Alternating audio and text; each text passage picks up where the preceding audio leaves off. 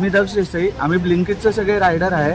आम्ही काल संध्याकाळी 7:30 वाजल्यापासून हा स्ट्राईक चालू केला आहे। स्ट्राईक करण्यामागचं आमचं मेन जे कारण आहे ते हे आहे की आम्ही मानकोलीच्या वगैरे ज्या ऑर्डर मारतो 6 किलोमीटर 6.5 किलोमीटर, हे फक्त आमचं जायचं अंतर आहे। जे यायचं अंतर आहे ते डबल होतं, म्हणजे 12 ते 13 किलोमीटर।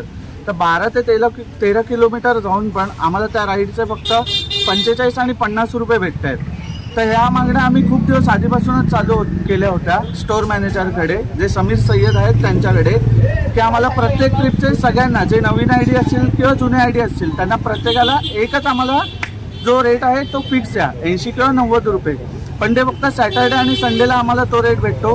बाकी सोमवार ते शुक्रवार आम्हाला 45-50 हाच रेट कार्ड भेटतो। रायडर्स एवढे त्यांनी करून ठेवले आहेत की म्हणजे जर का दिवसाला 1000 रुपये आम्हाला अर्निंग करायचे असेल तर दिवसाचे 18 ते 20 तास आम्हाला लॉग इन करावं लागतं। आणि ते आम्हाला कोणालाच मान्य नाही। जेवढा स्टाफ आहे आम्हालाच 1-1 तासाने ऑर्डर भेटतात, तरी पण ते लोक अजून पण स्टाफ भरून ठेवत आहेत। जसं मी तुम्हाला सांगितलं, काल संध्याकाळी 7:30 वाजल्यापासून आम्ही इथे स्ट्राईक चालू केला, पण त्यांनी आम्हाला त्याला काही रिस्पॉन्स दिला नाही। फक्त त्यांनी आमचा जो ब्लिंकिट रायडरचा ग्रुप आहे त्याच्यावर त्यांनी फक्त एवढाच मेसेज टाकला की 500च्या वर आपल्या ऑर्डर ज्या आहेत त्या लॉसला गेल्या आहेत, तुम्ही आता तात्पुरतं लॉग इन करा, आपण उद्या सकाळी जे काय असेल ते मीटिंग करून बोलून घेऊया। पण यायला आम्ही तसं मागे हटणार नाही आहे। जोपर्यंत आमच्या मागण्या पूर्ण होत नाहीत तोपर्यंत आम्ही लॉग इन करणार नाही। काय काय तुमच्या प्रमुख मागण्या आहेत? आमच्या प्रमुख मागण्या एवढ्याच आहेत की मानकोलीच्या ज्या आमच्या ऑर्डर लागतात त्या प्रत्येक ऑर्डर मागे आम्हाला एक फिक्स रेट भेटला पाहिजे, जो आम्हाला पण परवडला पाहिजे। जो 90चा आधीचा रेट कार्ड होता तो चालू केला पाहिजे। त्याच्यानंतर जे उगाचचे रायडर त्यांनी भरून ठेवले आहेत, जे फक्त सॅटर्डे संडेला येतात किंवा आठवड्यामध्ये 2 ते 3-4 तास लॉग इन करतात ऑर्डर फक्त घेण्यासाठी, ते रायडर आलेच नाही पाहिजेत। त्यांच्या आयडी त्यांनी बंद केले पाहिजेत, कारण त्याच्यामुळे असा इफेक्ट होतोय की आमचीच अर्निंग प्रॉपर होत नाही। आम्ही 17-18 तास काम करून पण आम्ही 700 आणि 800 रुपयांवरच करतो। परवडतंच काय आम्हाला? 350-400 रुपये तर आम्ही पेट्रोललाच घालवतो, वरचं काय आम्हाला परवडतंय?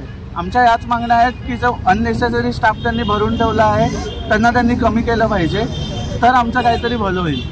दुष्काळ मंडल आहे। आता मी ब्लिंकिटमध्ये 20 तास काम केलं आहे, त्याच्यामध्ये 19 ऑर्डर झालेले आहे। कंपनी सांगितलं आम्हाला तुम्हाला गॅरंटी EPS देणार 60 ते 70 रुपये, पण मला तासाला EPS पडतं 40 रुपये। पण आता यो 40 रुपये पडतं, बाकीचे राहतात 30 रुपये। ते 30 रुपये कंपनी देणार काय रायडर कडून घ्यायचे? आम्ही लोक कोणाकडून घ्यायचे? आणि काय बोलायला गेला आपण उद्या करू 2 स्ट्राईक झालेले आहे। स्ट्राईक केल्यानंतर जे ठिकाणी येतात त्यांच्या नजरमध्ये येतात ते त्यांची आयडी होल्ड होतात, ते त्यांना फोन लावतो मॅनेजर लोकांना। सेंट्रल टीममधून कॉल केलेला आहे, सेंट्रल टीम बोलतील तेव्हा तुमची आयडी ओपन होतील। अजूनपर्यंत तो पोरगा 7 दिवसपासून घरी पोहोचलाय, त्याचा घर त्याच्यामध्ये चालतोय। तो बोलतो सरांना फोन करू, सर माझी आयडी कधी ओपन होणार आहे? सर काय बोलतो, आम्ही टाकलेलं आहे, मेल येतील तर तुमचं काम होतील। आतापर्यंत त्याचं काम झालं नाही। आमच्या मागण्या ते EPS जे ठेवलेले आहे ते EPS हटवून टाका, EPS आम्हाला नको। आणि जे नवीन रायडर भरलेले आहे, आता पण रायडर लोक आहे 2 तास काम करतात 3 तास काम करतात, त्यांच्या गाडीचं पेट्रोल काढतात, ते लोक खर्चापुरती जे पाहिजे ते करून ते लोक निघून जातात। पण बाकी जे रायडर फुल टाइम वाले आहे 12-12 तास काम करतात, त्यांचं अर्निंग निघत नाही।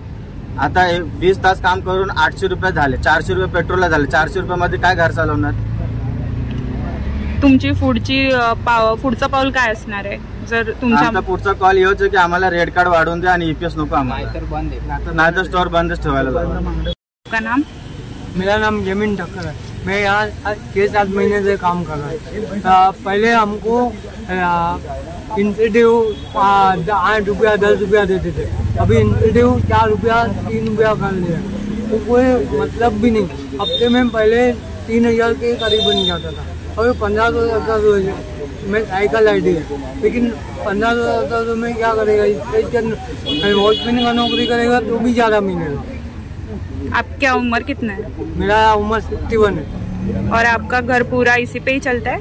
हाँ, एक्चुअली मेरा वाइफ ट्यूशन कराता है, इसके लिए प्रॉब्लम नहीं, लेकिन मैं कमाता है तो काय के लिए कमाता है? घर के लिए ही कमाता है ना, किसी और के लिए तो नहीं कमाता है ना।